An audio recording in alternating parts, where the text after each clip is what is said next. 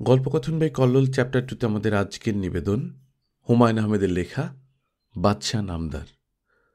আজ চতুর্থ পর্ব।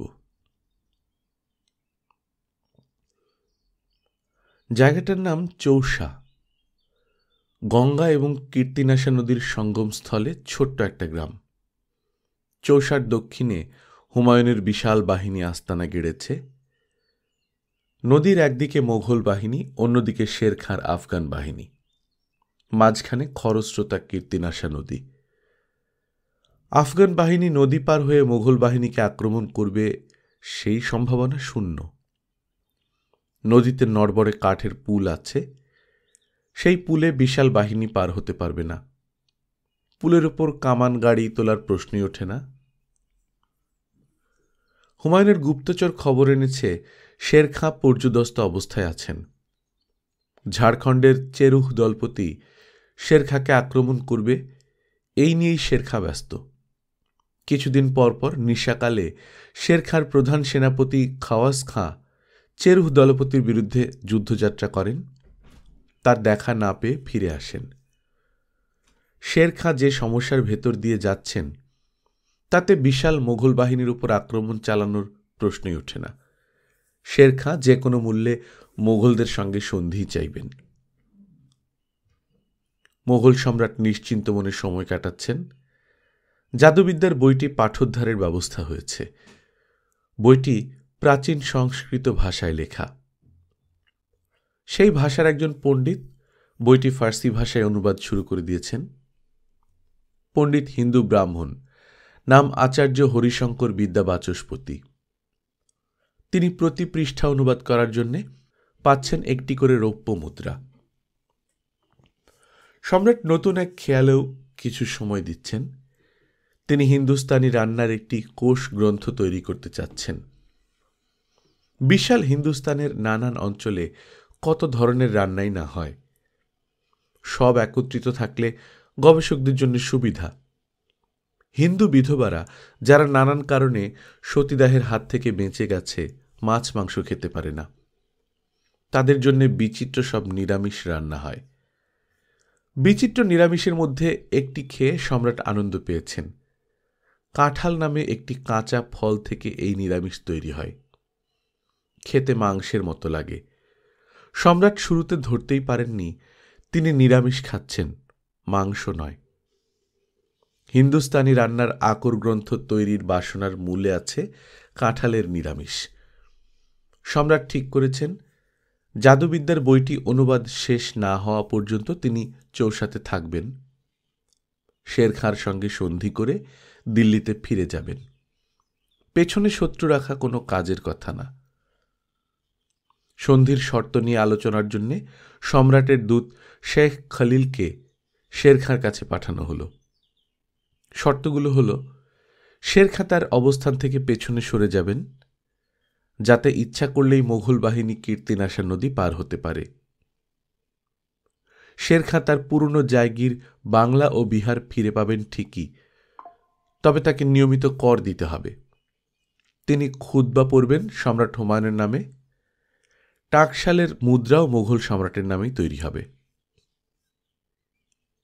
শের খাঁর এক পুত্রকে, সম্রাটের পছন্দ সাইফ খাঁ, থাকতে হবে দিল্লির দরবারে, সম্রাটের নজরদারিতে।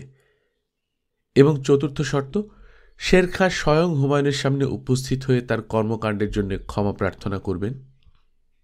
তিনি আফগান এবং মোঘল সুসম্পর্কের জন্য ভূমিকা রাখবেন। শের খাঁ প্রতিটি শর্ত মেনে নিলেন। নিজের অবস্থান থেকে 20 মাইল পেছনে সরে গেলেন। হুমায়ুনের কীর্তিনাশা নদী অতিক্রমে কোনো বাধা রইল না। সম্রাট তার বিশাল বাহিনী নিয়ে নদী অতিক্রম করলেন না, তবে তিনি সপ্তাহে একদিন নদীর তীরে স্বয়ং উপস্থিত হতে লাগলেন। ওই বিশেষ দিনে 2 সুঁড়ের হস্তি শাবককে গোসল করানো হয়। গোসলের সময় সে তার 2 সুঁড় দিয়ে একসঙ্গে আকাশে পানি ছুঁড়ে মারে। সেই পানি বৃষ্টির মতো তার গায়ে নেমে আসে।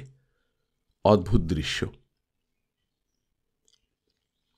মঙ্গলবার দ্বীপ্রহর, সম্রাট কীর্তিনাশা নদীর তীরে হস্তি শাবকের স্নান দৃশ্য দেখছেন। সম্রাটের সঙ্গে আছেন বৈরাম খাঁ। বৈরাম খাঁকে চিন্তিত এবং বিষণ্ণ দেখাচ্ছে। হস্তি শাবকের জলকেলি দেখে তিনি তেমন আনন্দ পাচ্ছেন না। সম্রাট বললেন, বৈরাম খাঁ, আপনাকে চিন্তিত দেখাচ্ছে কেন? বৈরাম খাঁ বললেন, আমি চিন্তিত বলেই মনে হয় চিন্তিত দেখাচ্ছে। চিন্তিত হওয়ার মতো কোনো ঘটনা ঘটেছে? আমি শের খাঁকে নিয়ে চিন্তিত। সে সাপের মতো ধূর্ত। সম্রাট হাসতে হাসতে বললেন, সাপ ধূর্ত না, ভীতু প্রাণী। শের খাঁ যদি সাপও হয়, সেই সাপ এখন গর্তে ঢুকেছে। সাপ যখন গর্তে ঢোকে সোজা হয়েই ঢোকে। বৈরাম খাঁ বললেন, আবার সাপ যখন গর্ত থেকে বের হয় তখন কিন্তু এঁকে বেঁকেই চলে। এই সাপ সহজে গর্ত থেকে বের হবে না। বৈরাম খাঁ ক্লান্ত গলায় বললেন, শের খাঁ ছাড়াও চিন্তিত হওয়ার মতো ঘটনা ঘটেছে। আপনার ভাই কামরান মির্জা নিজের নামে খুতবা পাঠ শুরু করেছেন, নিজের নামে স্বর্ণমুদ্রা বের করেছেন। সম্রাট বললেন, এটি কামরানের শিশুসুলভ কার্য। শিশুদের সব কাজ গুরুত্বের সঙ্গে দেখতে নেই। যথাসময়ে সে ক্ষমা প্রার্থনা করবে এবং আপনি তাকে ক্ষমা করে দেবেন। হ্যাঁ। আপনার আরেক ভ্রাতা হিন্দাল মির্জাকে রসদের জন্য পাঠানো হয়েছিল। তিনি 20,000 অশ্বারোহী সৈন্য নিয়ে রসদ সংগ্রহে বের হয়ে আর ফিরে আসেননি। খবর পাওয়া গেছে তিনি দিল্লির দিকে অগ্রসর হচ্ছেন। মনে হচ্ছে তারও দিল্লির সিংহাসনেই বসার বাসনা। সম্রাট একটি শের আবৃত্তি করলেন, ফার্সি শের, যার ভাবার্থ, বৃদ্ধকে সম্মান করো, এই সম্মান তার অভিজ্ঞতার কারণে। যুবককে সমীহ করো, এই সমীহ তার তারুণ্যের কারণে।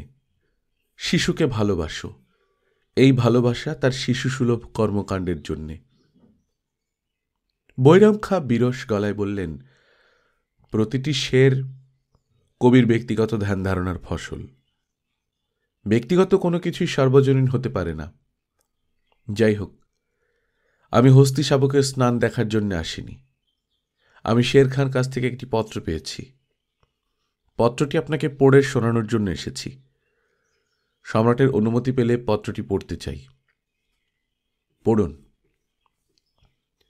সিংহের চেয়ে সাহসী দিল্লির সূর্য সম্রাট হুমায়ুনের প্রিয়ভাজন বৈরাম খাঁ, আমার অভিনন্দন এবং সালাম। আপনি ইতিমধ্যে নিশ্চয় অবগত হয়েছেন যে সন্ধির সকল শর্ত মেনে আমি আমার বাহিনী নিয়ে দূরে সরে গেছি। আমার পুত্র সাইফ খাঁকে নির্দেশ দিয়েছি সে যেন সম্রাটের সঙ্গে দিল্লি যাত্রা করে। আমি যে কোনো এক শুভ দিনে সম্রাটের সামনে উপস্থিত হব। তার পদচুম্বনের দুর্লভ সুযোগের আশায় কাল যাপন করছি। আপনাকে পত্রদানের কারণ ব্যাখ্যা করি। আপনি নিশ্চয়ই অবগত আছেন যে ঝাড়খণ্ডের দলপতিদের চোরাগুপ্তা হামলায় আমি বিপর্যস্ত। সম্রাট হুমায়ুনের দিন সেবক হিসেবে এবং দিল্লির সিংহাসনের প্রতি অনুগত ভৃত্য হিসেবে আমি কি আপনার কাছে কিছু পরামর্শ পেতে পারি?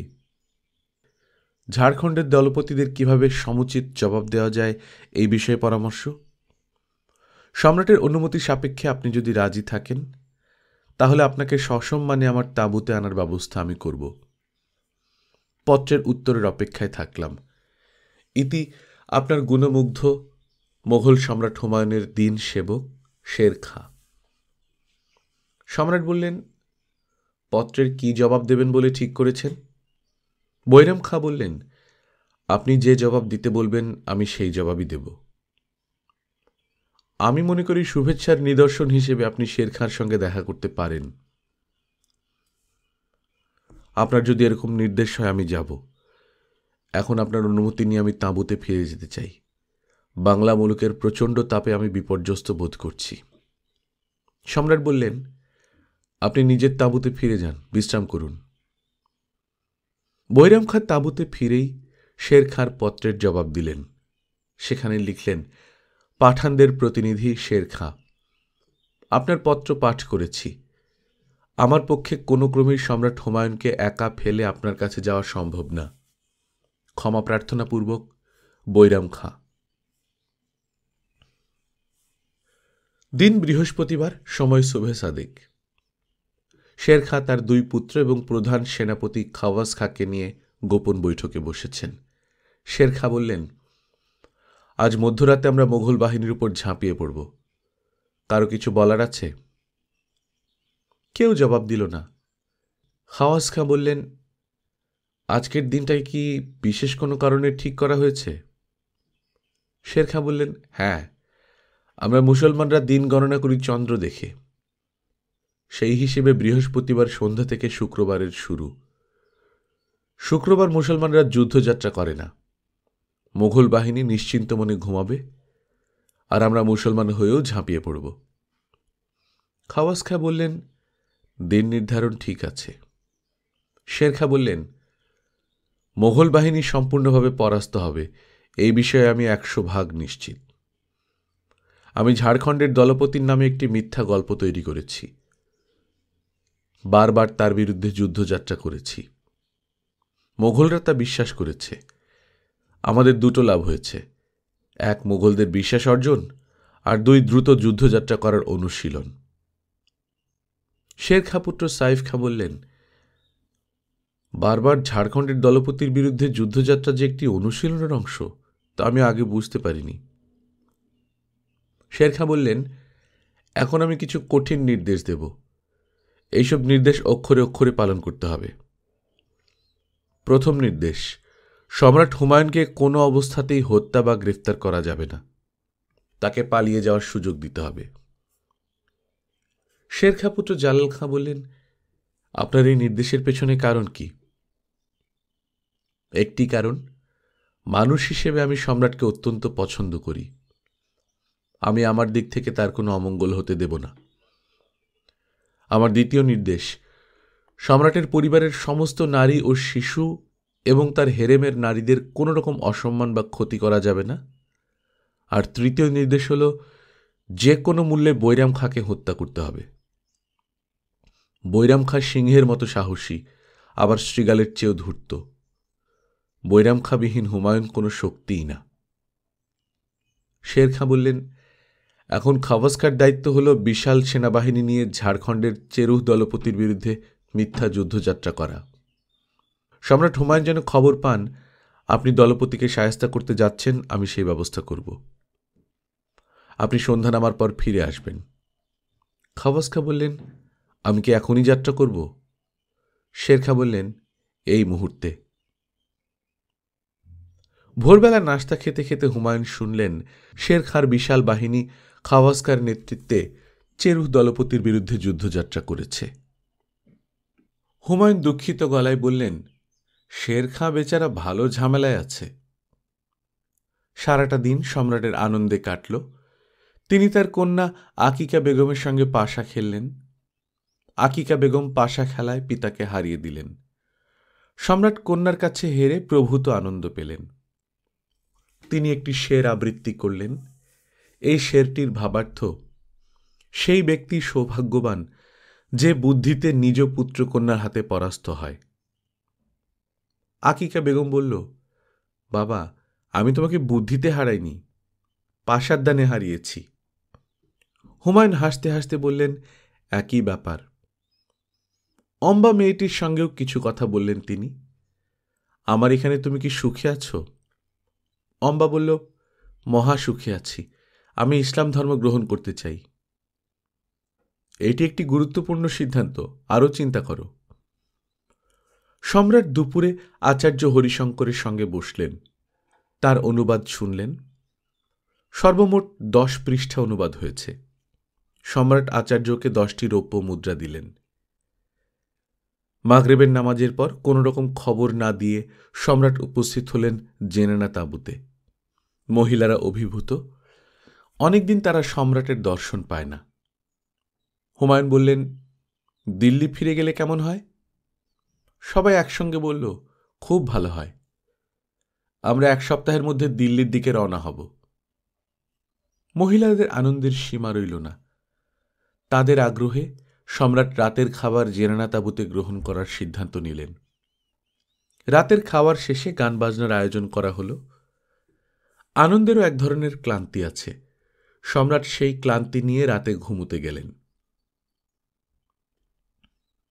শের খাঁর বাহিনী কীর্তিনাশা নদীর ওপরের কাঠের পুল দিয়ে পার হল।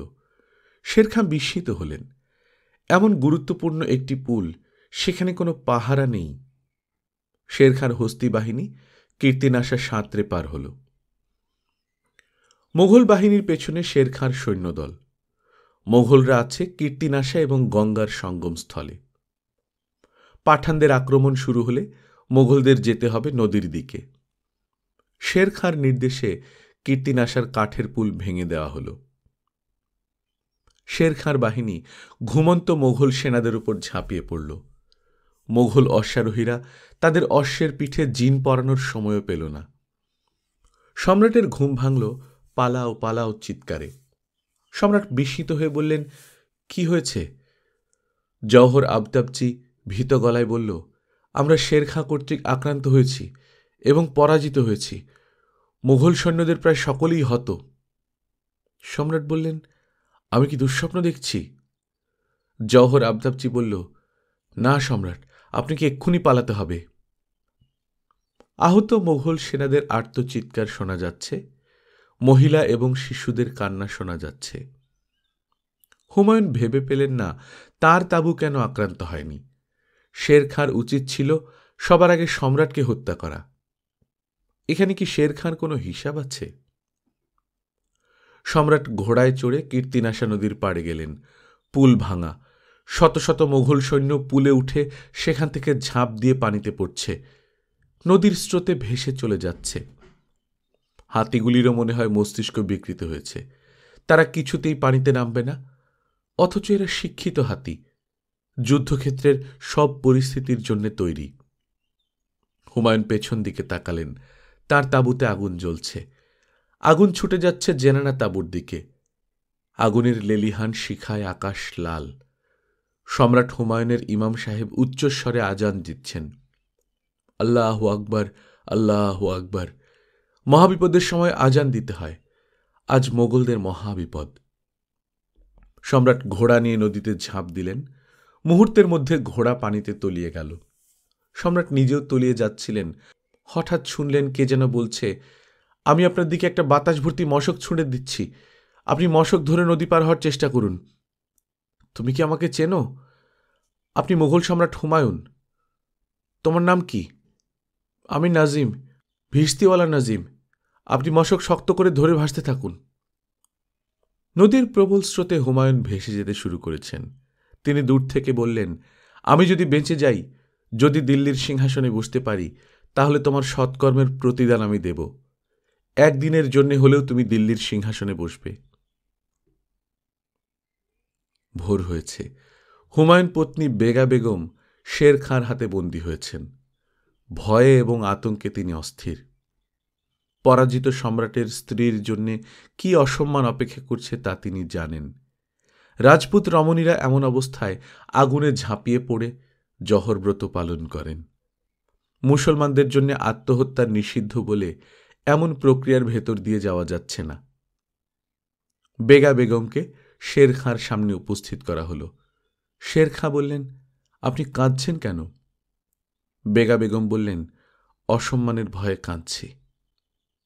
মা শুনুন, আপনি যা ইচ্ছা করবেন তাই করা হবে। আমি আপনাকে মা ডেকেছি। পুত্রের হাতে মার কোনো অসম্মান হবে না, এটা আপনি জানেন। আপনি কি চান বলুন। আমি দিল্লি যেতে চাই। আপনাকে এবং আপনার সঙ্গে যেসব মহিলা এবং শিশু আছে তাদের সবাইকে আমি এক্ষুনি দিল্লি পাঠাবার ব্যবস্থা করছি। সম্রাট হুমায়ুনের নয়নমণি আকিকা বেগম এবং তার এক বান্ধবী অম্বাকে পাওয়া যাচ্ছে না। আমি তাদের সন্ধানে লোক পাঠাচ্ছি। মা, আপনার আর কিছু লাগবে? বেগা বেগম বললেন, অজুর পানি লাগবে আর জায়নামাজ লাগবে। আমি 2 রাকাত নফল নামাজ পড়ব। নফল নামাজ শেষে প্রার্থনায় বসে হুমায়ুন পত্নী বেগা বেগম বললেন, হে পরম করুণাময়, তোমার বান্দা শের খাঁ যে সম্মান আমাকে দিয়েছেন, সেই সম্মান তুমি তাকে বহুগুণে বর্ধিত করে ফেরত দিও। হুমায়ুন পত্নী হয়েও আমি তোমার কাছে প্রার্থনা করছি, শের খাঁ যেন তার জীবনে কখনোই কোনো যুদ্ধে পরাজিত না হয়। চৌসার যুদ্ধের পর শের খাঁ কখনোই কোনো যুদ্ধে পরাজিত হননি। তার মৃত্যু হয়েছিল নিজের একটা কামানের বিস্ফোরণে। শুক্রবার জুম্মার নামাজের সময় হয়েছে। শের খাঁর হাতে বন্দী সম্রাট হুমায়ুনের ইমামকেই নামাজ পড়াতে বলা হল। ইমাম খুতবায় হুমায়ুনের নাম নিলেন। শের খাঁ বললেন, খুতবা পাঠে সামান্য ভুল হয়েছে। ভুল কি হয়েছে ইমাম সাহেব জানেন। তাকে নতুন করে খুতবা পাঠ করতে বলা হচ্ছে। দ্বিতীয় দফায় খুতবায় শের খাঁর নাম পাঠ করা হল। নামাজের শেষে শের খাঁ নিজেকে ভারতের সম্রাট ঘোষণা করে শাহ উপাধি গ্রহণ করলেন। শের খাঁ হলেন শের শাহ। আপনি খুশি না আয়ে না আপনি খুশি চলে, লাই হায়াত আয়ে কাজা লে চালি চালে। পৃথিবীতে নিজের খুশি মতো আসিনি, খুশি মতো চলেও যাব না। জীবনের হাত ধরে এসেছিল বলেই এসেছি। মৃত্যু হাত ধরে নিয়ে চলে যাবে, তখন চলে যাব। সম্রাট হুমায়ুন মশক বুকে জড়িয়ে গঙ্গা নদীর তীরে শুয়ে আছেন। কখন নদীর স্রোত তাকে তীরে এনে ফেলেছে তিনি জানেন না। অবসাদে, ক্লান্তিতে, হতাশা ও বিষণ্ণতায় তার চোখ বন্ধ। তিনি ঘুম এবং জাগরণের মাঝামাঝি অবস্থায় আছেন। তার চোখের পাতা বন্ধ। সেই বন্ধ পাতা ভেদ করেও সূর্যের আলো তার চোখে ঢুকে যাচ্ছে। চোখ কটকট করছে, কিন্তু তিনি মাথা ফেরাতে পারছেন না। আপনার কি হয়েছে? সম্রাট অনেক কষ্টে চোখ মেললেন।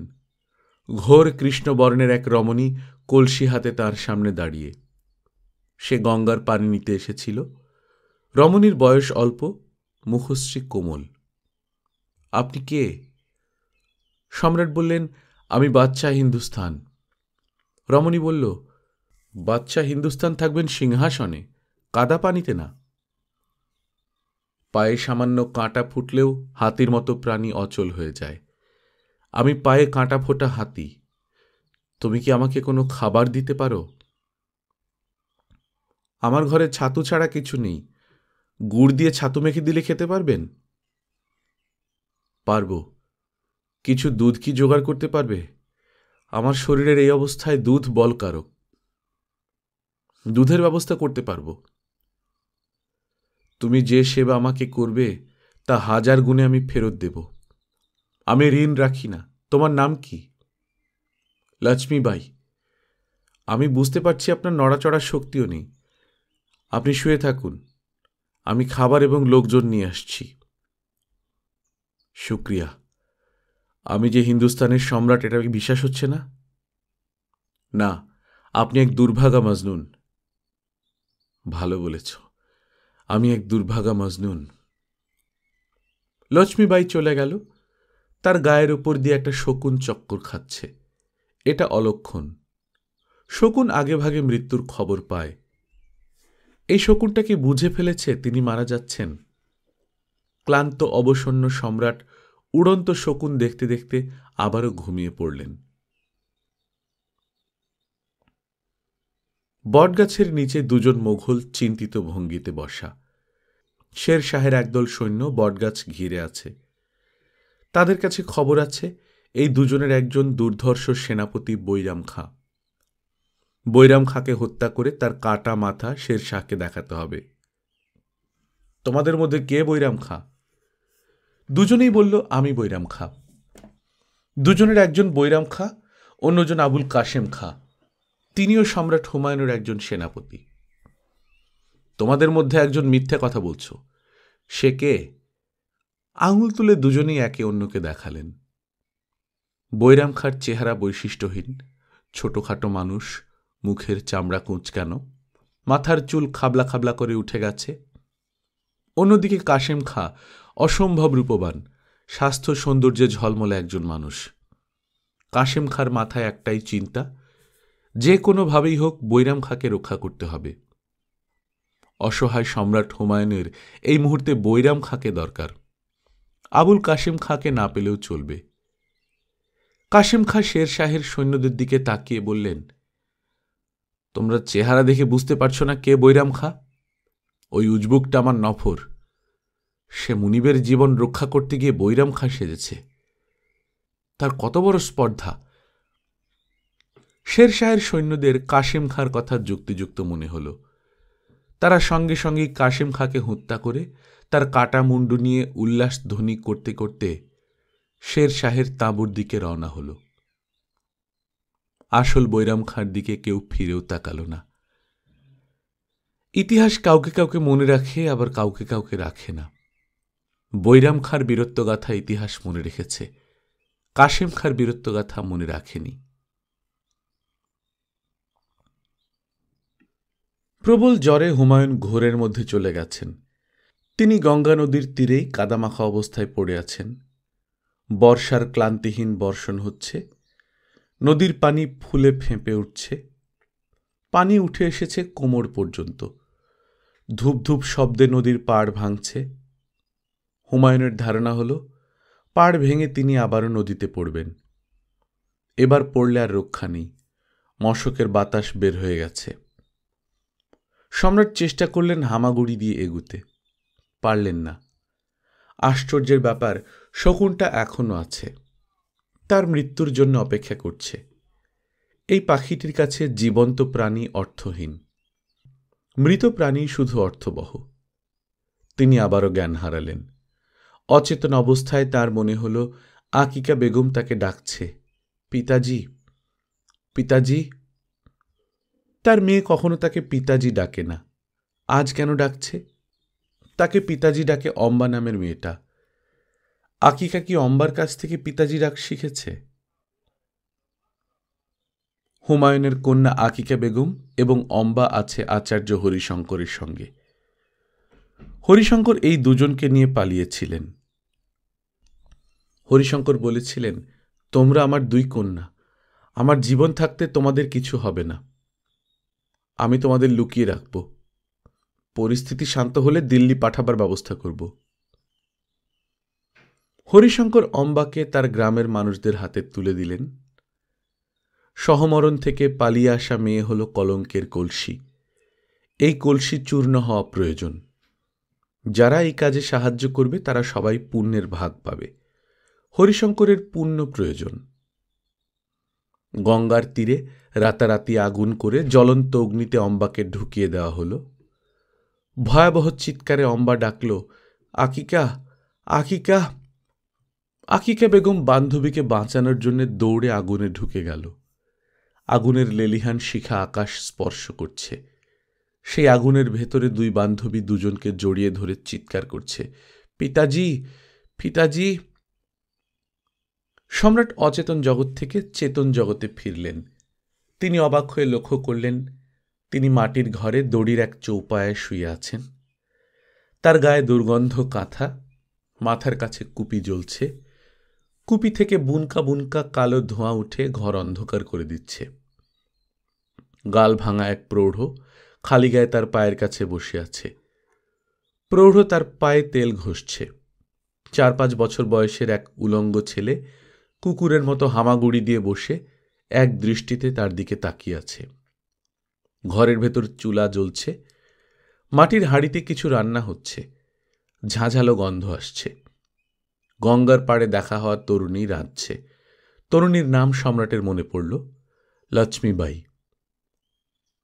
সম্রাটকে চোখ মেলতে দেখেই তরুণী প্রৌঢ়কে চোখে ইশারা করল। প্রৌঢ় এগিয়ে এসে সম্রাটের মাথা তুলে ধরল। লক্ষ্মী মাটির ভার সম্রাটের মুখের কাছে ধরে বলল, মহিষের গরম দুধ, খেলে বল পাবেন। হুমায়ুন দুধ পান করলেন। হ্যাঁ, এখন কিছুটা ভালো লাগছে। সম্রাট বললেন, জায়গাটার নাম কি? বীরভূম। গ্রামের নাম? নোকরা। এই নামগুলো মনে রাখতে হবে। সম্রাট ঠিক করেছেন, তিনি যদি দিল্লিতে ফিরে আবার সিংহাসনে বসতে পারেন, তাহলে হতদরিদ্র এই পরিবারের ভাগ্য ফিরিয়ে দেবেন। এই কারণেই নামগুলি মনে রাখা দরকার। তিনি বিড়বিড় করে বলতে লাগলেন, লক্ষ্মীবাই, বীরভূম, নোকরা, লক্ষ্মীবাই, বীরভূম, নোকরা। সম্রাটের কথায় বাচ্চা ছেলেটা মজা পেয়ে হেসে উঠতেই প্রৌঢ় এসে সশব্দে তার গালে এক চড় বসিয়ে দিল। চড় খেয়েও বাচ্চাটির কোনো ভাবান্তর হল না। তার মুখ এখনো হাসি হাসি। আচার্য হরিশঙ্কর ভীত চোখে তাকিয়ে আছেন শেরশাহের দিকে। শেরশাহের লোকজন তাকে ধরে এনেছে। শেরশাহ বললেন, সম্রাটের মেয়ে আকিকা বেগম কোথায়? হরিশঙ্কর বললেন, আমি জানি না। জেনালা মহলে যখন হইচই শুরু হলো, সে ছুটে গেল নদীর দিকে। আমার ধারণা সে নদীতে ডুবে মরেছে। তোমার সঙ্গে একটা পুঁটলিতে বেশ কিছু ধনরত্ন পাওয়া গেছে, এগুলো কোথায় পেয়েছ? সম্রাট হুমায়ুন উপহার হিসেবে আমাকে দিয়েছেন। ধনরত্নের মধ্যে কানের দুল আছে, গলার হার আছে। এগুলো কি তিনি তোমাকে উপহার হিসেবে দিয়েছেন? আমার এক কন্যার জন্য এইসব উপহার। আমি যে এখন দিল্লির সম্রাট, এটা কি জানো? জানি। সম্রাটের সামনে মিথ্যা বলা যায় না, এটা জানো? হরিশঙ্কর চুপ করে রইলেন। শেরশাহ বললেন, হুমায়ুনের মেয়ে আকিকা বেগমের মৃত্যুর জন্য তুমি দায়ী। আমি তোমাকে মৃত্যুদণ্ড দিলাম। তুমি জ্ঞানী মানুষ, আমি জ্ঞানকে সম্মান করি, কাজেই তোমাকে একটা বিশেষ সুবিধা আমি দেব। সম্রাট শেরশাহের অনেক দয়া। শেরশাহ বললেন, হ্যাঁ আমার দয়া, তবে পরাজিত মুঘল সম্রাট হুমায়ুনের মতো দয়া আমার নেই। তোমাকে যে বিশেষ সুবিধা দেব তা হলো, কোন পদ্ধতিতে তুমি মৃত্যু চাও তা তুমি ঠিক করবে। আমার হাতে অনেক পদ্ধতি আছে, যেমন হাতির পায়ের নিচে পিষ্ট হয়ে মৃত্যু, শূলদণ্ড, তলোয়ার দিয়ে মাথা কেটে আলাদা করা, আগুনে পুড়ে মৃত্যু। হরিশঙ্কর শূন্য দৃষ্টিতে তাকিয়ে আছেন। তার ঠোঁট কাঁপছে, নিঃশ্বাস বন্ধ হয়ে আসছে। শেরশাহ বললেন, তুমি যদি তোমার নিজের পছন্দের কোনো বিশেষ পদ্ধতিতে মরতে চাও, সেটাও করা হবে। বলো, কি পদ্ধতিতে মরবে? হরিশঙ্কর কিছু বলতে পারলেন না। শেরশাহ তাকে আগুনে পুড়িয়ে মারার নির্দেশ দিয়ে দলবল নিয়ে বের হলেন। সম্রাট হুমায়ুনের খবর পাওয়া গেছে, গ্রাম নোকরা, জেলা বীরভূম। লক্ষ্মীবাইয়ের বাড়ি শেরশাহের সৈন্যরা ঘিরে রেখেছে।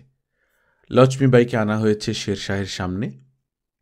শেরশাহ ঘোড়ার উপর বসে আছেন, তার দুই পাশে দুই পুত্র, তারাও ঘোড়ার পিঠে। শেরশাহ বললেন, তোমার নাম?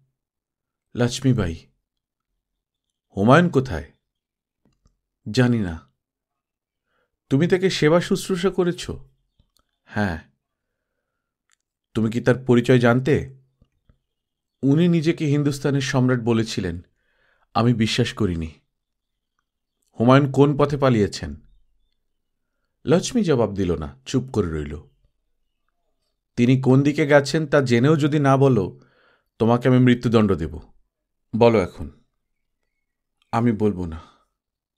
শেরশাহ তার বড় পুত্র জালাল খাঁর দিকে তাকিয়ে বললেন, হুমায়ুন নামের ওই মানুষটার কি অদ্ভুত ক্ষমতা লক্ষ্য করেছ?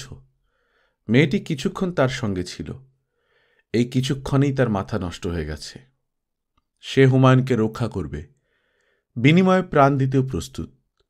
এই ঘটনা আমাদের জন্য ভয়ঙ্কর দুঃসংবাদ। দুঃসংবাদ কেন? জাদুকরী ক্ষমতার হুমায়ুনের মতো মানুষেরা যা কিছু হারায় সবই ফিরে পায়। মানুষের ভালোবাসার কারণেই ফিরে পায়। মানুষের ভালোবাসা আমরাও যেন ফিরে পাই, সেই চেষ্টা এখন থেকেই করতে হবে। জালাল খাঁ হ্যাঁ সূচক মাথা নাড়লেন। শেরশাহ লক্ষ্মীবাইয়ের দিকে তাকিয়ে বললেন, তুমি একজন অসুস্থ, হতাশ এবং ভগ্ন হৃদয় মানুষকে সেবা যত্ন করেছ, তাকে সুস্থ করেছ, তাকে রক্ষার চেষ্টা করেছ। মানুষটি আমার শত্রু হলেও তোমার আচরণে আমি খুশি। এই স্বর্ণমুদ্রাটি রাখো, আমার বকশিস। লক্ষ্মী শক্ত হয়ে দাঁড়িয়ে রইল, নড়ল না। লক্ষ্মীবাইয়ের স্বামী মুখ ভর্তি হাসি নিয়ে এগিয়ে এলো। সম্রাট হুমায়ুন নদীপথে আগ্রার দিকে রওনা হয়েছেন। অতি সাধারণ মাছ ধরার নৌকা। নৌকার মাঝি তিনজনই বলশালী। তারা আরোহীর পরিচয় জানে না। হুমায়ুন দুপাশের দৃশ্য দেখতে দেখতে যাচ্ছেন। কয়েকবারই তার মনে হল, পৃথিবী এত সুন্দর কেন? তার হাতে কাগজ কলম নেই। তিনি মনে মনে একটি শের রচনা করলেন। শেরটির ভাবার্থ, আমরা বাস করি সুন্দরের মধ্যে, সুন্দরকে ঘিরে থাকে অসুন্দর। যেমন পুণ্যের চারদিকে থাকে পাপের শক্ত খোলস। ভাগ্যবান সেই জন যে অসুন্দরের পর্দা ছিঁড়ে সুন্দর দেখে, পুণ্যের কাছে যায় পাপের শক্ত খোলস ভেঙে। সম্রাট নৌকার পাটাতনে শুয়ে আছেন, আকাশ মেঘে ঢাকা। হিন্দুস্তানের কঠিন রোদ এখন আর তার চোখে লাগছে না। আরামদায়ক বাতাসে চোখ বুজে আসছে। তাকে ঘুমুলে চলবে না, জেগে থাকতে হবে। তিনি চোখ বন্ধ করে ভবিষ্যৎ পরিকল্পনা করতে লাগলেন। শের শাহকে অতি দ্রুত পরাজিত করতে হবে। তিনি কি ভাইদের সাহায্য পাবেন? অবশ্যই পাবেন। ভাইদের প্রতি স্নেহ এবং মমতার কোনো অভাব তিনি কখনো দেখাননি। সাধারণ নিয়মে সিংহাসনে বসার পরপর ভাইদের হত্যা করা হয়, যাতে ভবিষ্যতে কেউ বিদ্রোহ করতে না পারে। তিনি তা করেননি। তিনি পিতার আদেশ মনে রেখেছেন। মৃত্যুর আগে সম্রাট বাবর পুত্র হুমায়ুন মির্জার হাত ধরে বলেছিলেন, আমার মন বলছে তোমার ভাইরা তোমাকে অনেক যন্ত্রণা দেবে, তারপরেও তুমি তাদের প্রতি কোমল থাকবে। যে ভাইদের প্রতি কোমল থাকে, আল্লাহ পাক তার প্রতি কোমল থাকেন। নৌকার মাঝির কথায় তার চিন্তা বাধাগ্রস্ত হল। নৌকার মাঝি বলল, হুজুর, বিশাল একটা নৌকা আমাদের পেছন পেছন আসছে, আমাদের থামতে ইশারা করছে, আমরা কি থামব? হুমায়ুন শুয়ে রইলেন, জবাব দিলেন না। তার কাছে কোনো জবাব নেই।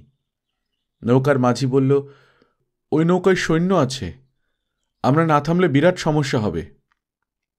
শেরশার সৈন্য? মাঝি বলল, সেরকমই অনুমান করি, চারিদিকে এখন শেরশার সৈন্য। হুমায়ুন বললেন, ছোট কোনো খালে নৌকা ঢুকিয়ে দিতে পারো? পারি, কিন্তু তাতে লাভ হবে না, আমরা ওদের নজরের মধ্যেই আছি। খালে নৌকা ঢুকালে ওরাও খালে ঢুকবে। হুমায়ুন দীর্ঘ নিঃশ্বাস ফেললেন। হুজুর, ওরা খুব কাছে চলে এসেছে।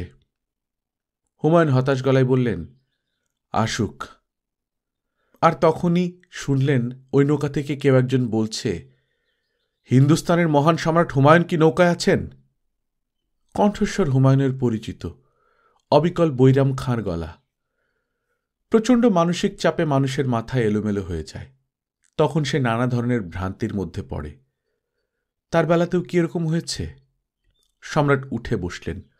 অবাক হয়ে দেখলেন 15 জনের মতো মোঘল সৈন্য নিয়ে বৈরাম খাঁ নৌকায় দাঁড়ানো। সম্রাটের চোখে পানি এসে গেল। তিনি মনে মনে বললেন, বৈরাম খাঁকে পেয়েছি, আমার আর কোনো ভয় নেই। বৈরাম খাঁ, ভালো আছেন? সম্রাট ভালো থাকলে আমি ভালো। আপনাকে দেখে আমি বুকে 100 হাতির বল পাচ্ছি। আল্লাহ পাকের দরবারে হাজার শুকরিয়া। নৌকার 3 মাঝি হতভম্ব হয়ে তাকাচ্ছে। তারা ঘটনা কিছুই বুঝতে পারছে না। হরিশঙ্করকে জ্বলন্ত অগ্নিকুণ্ডে নিক্ষেপের সব ব্যবস্থা সম্পন্ন। বৃষ্টির পানিতে কাঠ ভেজা থাকায় আগুন ধরাতে সমস্যা হচ্ছিল।